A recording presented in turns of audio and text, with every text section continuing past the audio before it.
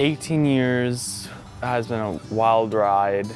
I've been through 3 different foster cares. In my second foster home, they started having children, so they had a second one on the way.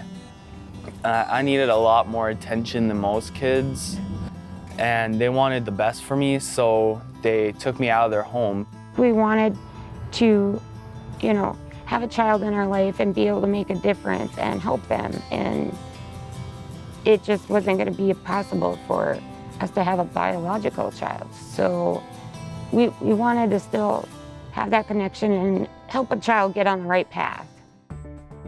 I was a little nervous. Usually I'm quiet until I get used to it, but it was really good for me.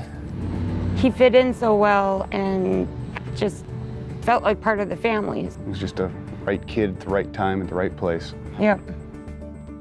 First came to live with us, we were just having general conversations, trying to get to know him. Like you said, we had to cram 16 years of missed growing and learn about him. We asked him, so what do you want to be when you grow up? And he's like, an astronaut. And I'm like, awesome. What do we need to do to get you to that point? He was talking about going to college. He goes, Arizona's got an awesome forensic school down there. And you and Jess want to move down there anyways, don't you? I'm like, Corey's family now lives in Arizona, so he'd have a connection down there. We just kind of had the conversation, sat down at the table and said, hey, Derek, at the court hearing, you had said that you didn't want to be adopted anymore. He was like, well, no, because I don't want to go to another home. I'm like, well, how would you feel if Jess and I were the ones who would be adopting you? He'd be like, that'd be great. It was really good for me getting adopted by them. Best decision ever on my part. So we didn't tell him, we asked him. We asked. Tisha held her hand, walked us through it, told us our next steps, told us what we needed to do, asked us if she could help us with anything. One of my best likes and most favorite things to do is be with family. Family is very important to me. Yes, Jess and I are his parents now, but there is still always the biological involvement there too. And we encourage that as long as it's positive. And that's one thing we've said with Derek. When Derek turned 18, he's like, well, what if my mom or dad want to reach out? That's fine, as long as it's positive. I believe it's fate that it happened. Just this 2 years with them could have been way different before that. I wouldn't be who I am now.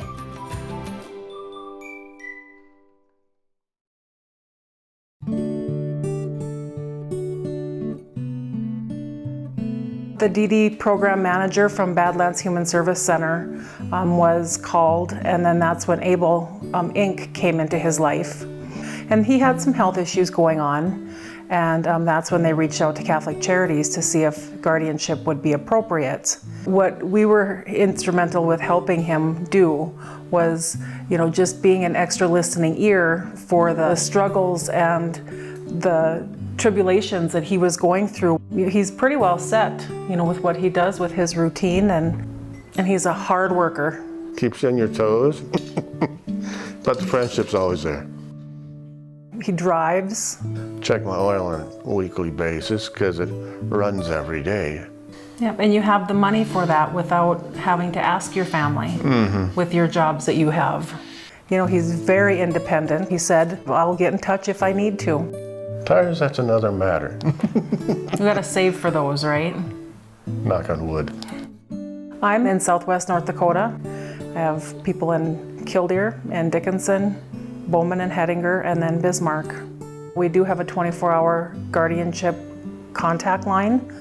Catholic Charities has 489 clients that we can have. There's a need for more guardians. Our waiting list is very high. The level of help that the clients need is also increasing.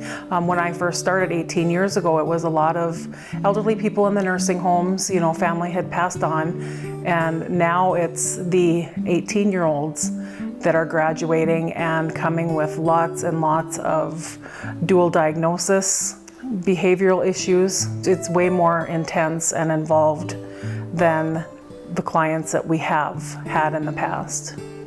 I think the respect is important. Respect and trust and friendship mostly. You don't get that everywhere. We work as a team, don't we?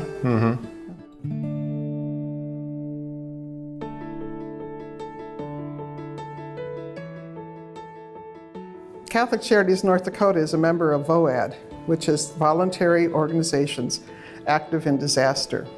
And different entities have different expertise and roles in which they respond to the needs of those impacted by disaster. We've learned that no one agency can do it all, but working together, we can accomplish a lot. And as a member of Catholic Charities USA, we're able to apply for grants for either long-term or short-term recovery projects. In the last 4 years, we've received $10,000 for 4 local disasters. Killdeer had rain and baseball-sized hail that struck their homes. In 2018, Watford City was struck by an EF2 tornado. Same month, in 2018, Ellendale had 7 inches of rain in less than 5 hours, which flooded homes. And this past March, the ice jams on the Little Yellowstone River caused flooding in McKenzie County. The $10,000 went to the local communities along with the money that others had gathered, and it was distributed to those people who had unmet needs. It's in ways such as this, big and small, that Catholic Charities North Dakota serves people and helps build stronger communities.